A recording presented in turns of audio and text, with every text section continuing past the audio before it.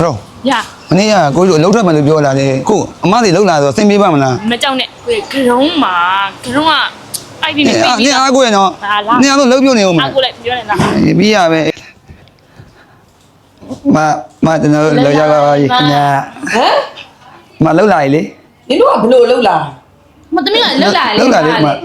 အော်တည့်ရလေးမသမီးတို့ညကစိတ်ဆိုးတာပဲနောက်နေ့အဆင်ပြေသွားတယ်လုံးပြန်လာတာ အလုံးလား နင်တို့နှစ်ယောက်လှုပ်ထွက်သွားပြီဆိုလို့ငါအခုဝန်ထမ်းအသက်ခန့်လိုက်ပြီးတော့ တော့ပါဦးစိတ်ဆိုနော်စိတ်သေးပါမ ဟမ်ဝန်ထမ်း စိတ်တော့မကောင်းဘူးနင်တို့ကအလုပ်ထွက်သွားပြီနင်တို့ကလည်းတားလည်းမရဘူးလေငါလှမ်းခေါ်တယ်လေမနီလာတော်လည်းခေါ်တယ်ကိုလိုင်းလည်းခေါ်တယ်နင်တို့နှစ်ယောက်လုံးကမလုပ်တော့ဘူးပြောပြီးတော့လှုပ်ထွက်သွားတာငါကနင်တို့နေရာလူစားထိုးလိုက် မဟုတ်သေးဘူးလေမ လို့မရဘူးလေ အဲ့လိုမဟုတ်မ သမီးက နော်စလား ခဏကြာ ဟုတ်ညီမလေးစညီမလေးပဲဟွာ ခဏအဲ့စပိုင်ဒါမန်လေးမဟုတ်တဲ့ဟာကိုကြည့်နေတာလေ ဟုတ် လိုက် အကိုကြီးညီမလေးကကြည့်နေတာလေတူတူပဲလေမနော်တော့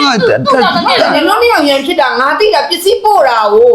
ပို့တာမကောင်းလို့စင်မပြေကြတာ စပိုင်ဒါမန်ကြည့်နေတော့သမီးဆန်တွေက idea လာတော့သမီး idea သူ့ကိုပေးလိုက်သူ့အဲ့လိုဖြစ်သွားတယ် နင်ဘလို့ idea ပေးလိုက်တာ ဟိုသမီးကကျတော့အမရဲ့ငကုံထဲကဟိုသမီး idea ကောင်းတယ်လေအမရဲ့အဲ့ဒါသူ့ကိုသမီးကနည်းနည်းလေးတင်ပေးတယ်သူကြည့်နေတာဆိုလို့သမီးမပါဘူးအမသူ့ထုတ်သူ့ထုတ် ဩနင်တို့နှစ်ယောက်က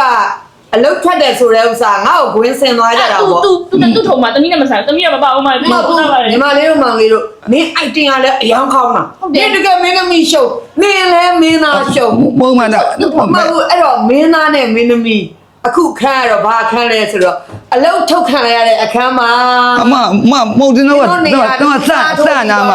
ခဏနေခဏနေ နေလိုက်ရှင်တော့လေခုကိုတော့ပြောက်ပြီ